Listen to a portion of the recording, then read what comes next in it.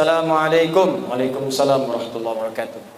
Boleh enggak Ustadz ketika sujud kita membaca doa apa yang kita inginkan, terutama pada saat sujud terakhir? Boleh. Apa dalilnya? An Ibnu Abbas radhiyallahu taala anhuma qala Rasulullah sallallahu alaihi wasallam, perhatikan, innama aqrabul abdi min rabbihi wa huwa sajidun fa aktsirud du'a. Keadaan terdekat antara seorang hamba dengan Tuhannya adalah saat sujud, maka perbanyak doa saat sujud. Apalagi dalil Qur'annya? Quran surah ke-48 ayat ke-29. Muhammadur Rasulullah walladzina ma'ahu asyidda'u 'alal kuffar ruhama'u bainahum tarahum ruk'an sujada yabtaghuna fadlan minallahi wa ridwana. Umat Muhammad itu adalah umat Rasulullah yang penyayang dengan sesama, yang keras terhadap penyimpangan. Engkau akan saksikan umat Nabi Muhammad itu senang sholat. Jadi kalau ada mengaku umat Nabi Muhammad tak mau sholat, dipertanyakan dia umat Nabi Muhammad atau bukan. Tarahum ruk'a sujada, engkau lihat dalam ruku dan sujudnya, yabtaghuna fadlan minallahi wa ridwana.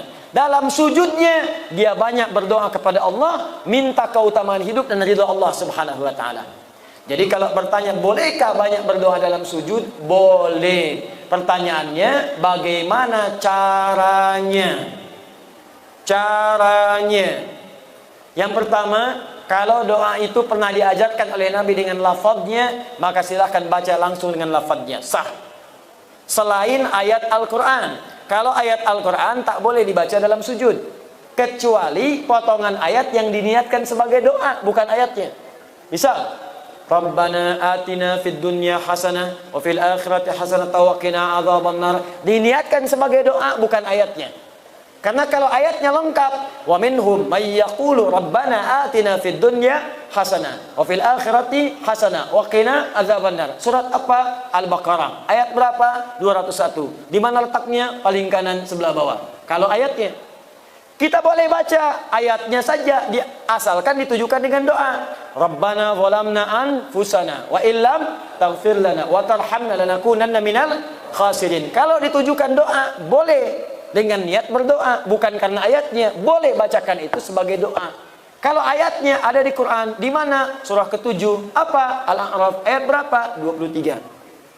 Jelas ya?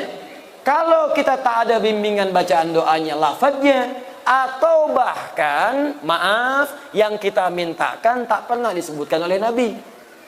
Misal, besok anak mau ujian, zaman Nabi tak ada ujian di sekolah.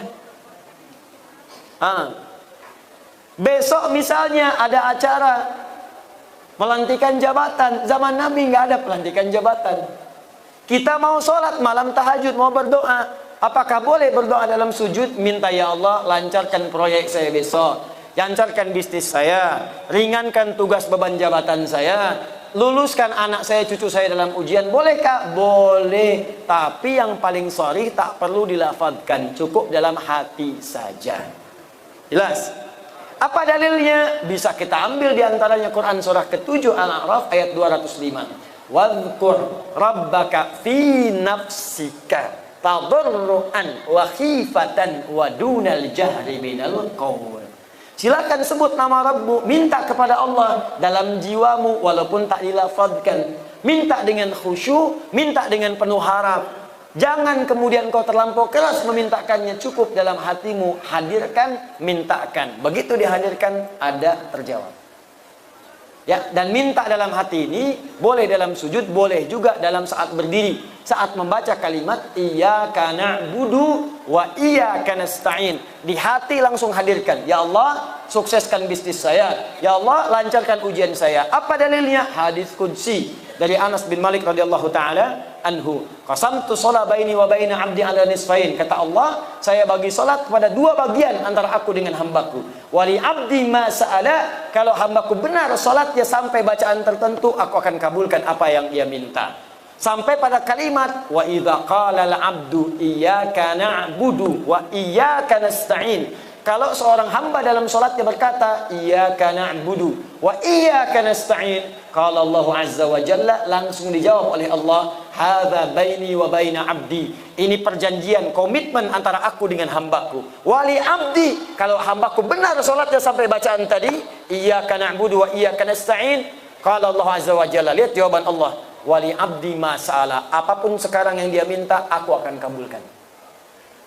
Tapi tak perlu dilafazkan, dalam hati aja minta. Kalau benar dikabulkan oleh Allah. Jelas di sini? Wallahu taala a'lam bis-shawab.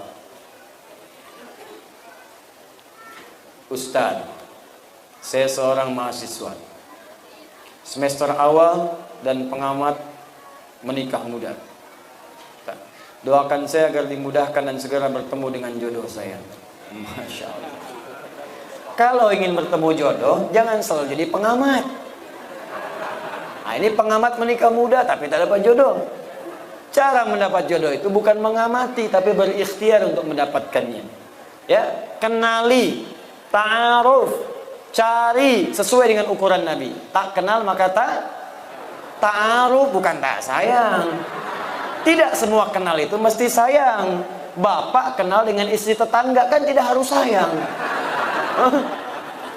Tak kenal maka ta'aruf, tak tahu maka berkenalan. Cara ta'aruf yang baik untuk mencari jodoh banyak dari Nabi. Tunkahul mar'atu li arba'in. Kalau ingin cari jodoh perempuan itu lihat pada 4 halnya. Perempuan ke laki-laki juga demikian, lihat 4 halnya.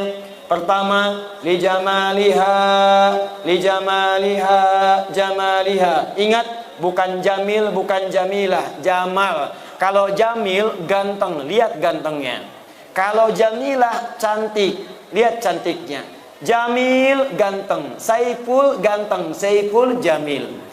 Jamilah cantik, Mulan cantik, Mulan jamilah. Tapi kalau jamalah itu adalah penampakan keindahan yang terpampang pada warasnya, pada parasnya. Di bagaimana kalau ditatap itu jadi senang. Kata orang cantik itu relatif, jelek itu mutlak. Tapi ada orang yang wajah biasa, tapi kalau ditatap indah, enak, suaranya merdu. Memang parasnya 100%, tapi cerewetnya 1000%. Nah enak juga. Coba Sayyidah Khadijah, istri Nabi, dengan Sayyidah Zainab binti Jahsy, cantik mana di antara itu? Bagus. Kalau tahu saya akan tanya, sudah pernah lihat? Kata orang, cantik paras itu Sayyidah Zainab. Mata kalau melihat tak berkedip, wajah tak berpaling. Tapi yang disebut dalam mimpi Nabi Sayyidah Khadijah. Lihat Al-Bukhari, Kitab Bad'ul Wahyi, nomor hadis yang keempat sampai 5, dari kanan sebelah bawah sampai kiri atas.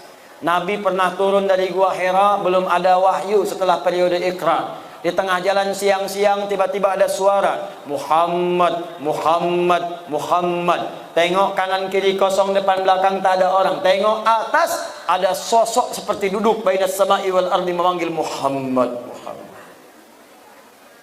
Bapaklah keluar dari dangung-dangung ini. Siang-siang kosong tak ada orang. Begitu keluar tak ada orang, kanan kiri kosong, depan belakang kosong. Tiba-tiba ada panggilan. Nengok atas jubah putih rambut gondrong. Jubah putih rambut gondrong sambil begini, Pak. Kira-kira apa yang dilakukan?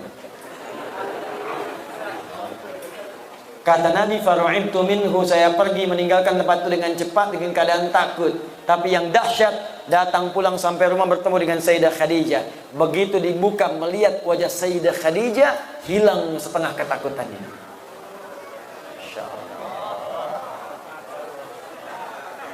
Jika dia ditatap, maka damai hatimu, kata Nabi.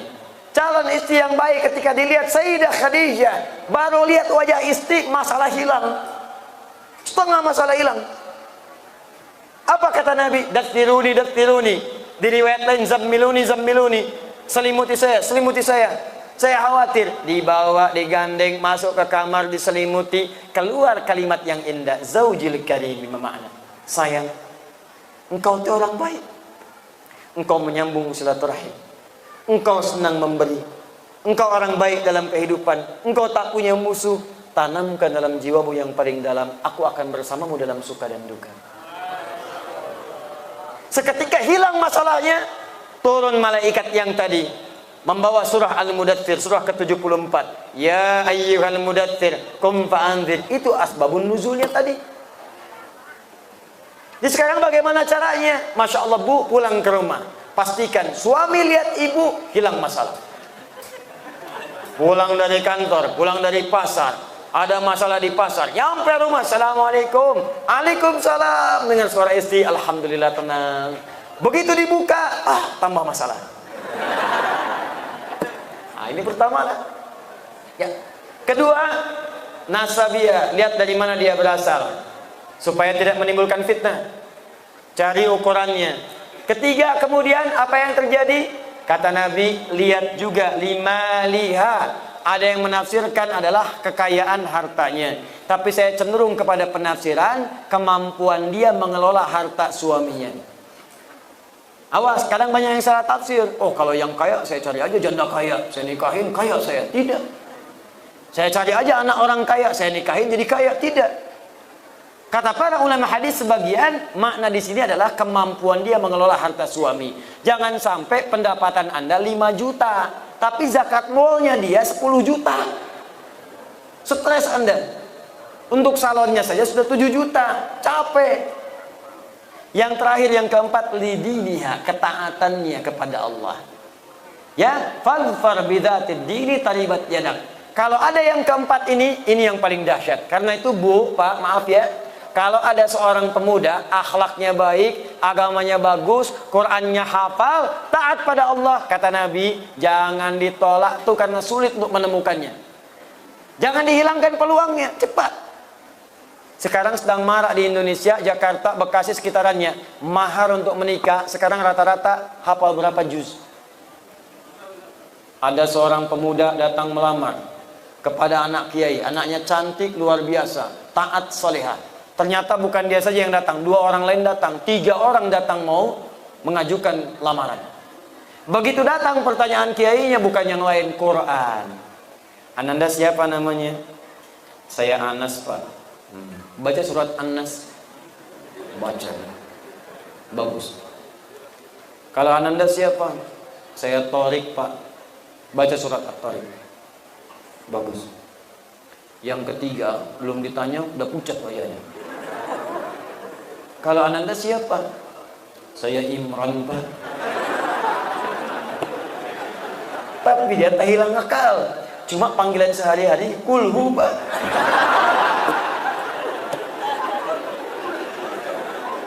Ya. Nah, coba carilah yang seperti itu.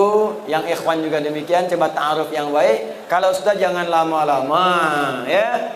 Lamar dengan baik. Doa malamnya istikharah. Nampak dia, besoknya lamar. Doakan, sentuhlah ia tepat di hatinya, maka ia akan jadi milik untuk selamanya. Bikin status. Udah datang. Dan para akhwat saya nasihati ya, awas nih yang belum menikah, jangan dengarkan rayuan-rayuan gombal para lelaki. Aku mencintaimu. Jangan dipercaya. Katakan padanya, buktikan cintamu dengan menuliskan namaku di buku nikah kita. Catat. Itu punya BPKB. Apa itu BPKB? Buku pernikahan kita berdua. Masya Allah. Kenapa nyampe sana ini? Dah, 3 menit lagi saya jawab. Bismillahirrahmanirrahim. Ustadz, bagaimana caranya kita berdoa kepada Allah supaya hati kita tenang, hati kita terang? Caranya yang berdoa, minta kepada Allah supaya diterangkan hati. Bagaimana caranya? Yuk kita mulai beberapa bagian dari Al-Quran. Pertama, tingkatkan zikir kepada Allah. Apa itu zikir? Zikir itu amalan yang punya pengaruh kepada hati. Selain tenang, nanti Allah akan turunkan cahaya. Apa dalilnya? Quran surah ke-13 ayat 28. Ala bizikrillahi tatmainnul qulub. Apa amalannya? Pertama, salat. Karena itu salat disebut dengan zikir. Apa dalilnya? Quran surah ke-20 ayat ke-14. Innani anallahu la ilaha illa ana fa'budni wa aqimis salata li dzikri. Tunaikan salat sebagai zikir kepadaku. Amalan kedua apa? Rajin baca Al-Quran. Rajin. Datang surau, baca Quran. Pulang kamar, baca Quran. Walaupun tak harus panjang-panjang, konsisten bacakan. Maka Allah akan berikan hidayah dan kemuliaan. Apa dalilnya? Quran surah 15 ayat 9. Inna nahnu nazzalna dzikra wa inna lahu lahafidhun. Kami yang telah turunkan Al-Quran sebagai zikir. Jadi baca Quran itu zikir. Amalan ketiga, mulai menghafal walaupun ayat-ayat pendek. Menghafal Quran itu bagian dari zikir. Apa dalilnya? Quran surah ke-54, ayat ke-17, ayat ke-22, ayat 32, ayat ke-40. Walaqad yassarnal Qur'ana lidzikri fahal mim muddakir. Kami telah mudahkan Al-Qur'an yang bisa digunakan sebagai zikir untuk dihafalkan. Baca, baca, baca, baca, maka akan terbuka segala kemuliaan. Ada lagi yang zikrullah, sebut nama Allah. Ya Abud, Ya Allah, Ya Rahman, Ya Rahim, Al-Asmaul Husna. Apa dalilnya? Quran surah kedua Al-Baqarah ayat 152. Fadhkuruni adzkurkum. Zikir kepadaku, aku akan menyebut namamu. Bagaimana cara berzikirnya? Quran surah ke-17 ayat 110. Qulillah, sebut nama Allah. Ya Allah, Ya Allah, Ya Allah. Awir Rahman atau Ar-Rahman, Ar-Rahman, Ar-Rahman. Ayyamma tad'u falahul asmaul husna. Atau sebutkan nama-nama Allah dari al-asmaul husna. Terakhir, sebut dengan kalimat thayyibah. Subhanallah, alhamdulillah, Allahu akbar. Hadis Muslim dalilnya, nomor hadis 571. Apa dalil Qur'annya? Quran surah keempat ayat 103. Fa idza qadaitumus salata, jika Anda selesai menunaikan salat, fadhkurullaha. Cepat berzikir kepada Allah. Ada lagi zikir spesial. Kalau ini bisa dilakukan, maka Allah akan menjaga Anda dari perbuatan maksiat dan dibukakan segala hal-hal yang buruk dalam kehidupan untuk dijauhi. Apa zikirnya? Istighfar sebelum subuh. Sebelum tiba subuh, tahajud, tunggu subuh, istighfar. Astaghfirullah, astaghfirullah, astaghfirullah, astaghfirullahalazim alladzi la ilaha illa huwal hayyul qayyum wa natubu ilaih. Apa dalilnya? Quran surah 51 ayat 18, paling kanan pertengahan. Wabil ashari hum yastaghfirun. Allah taala alam bisawab.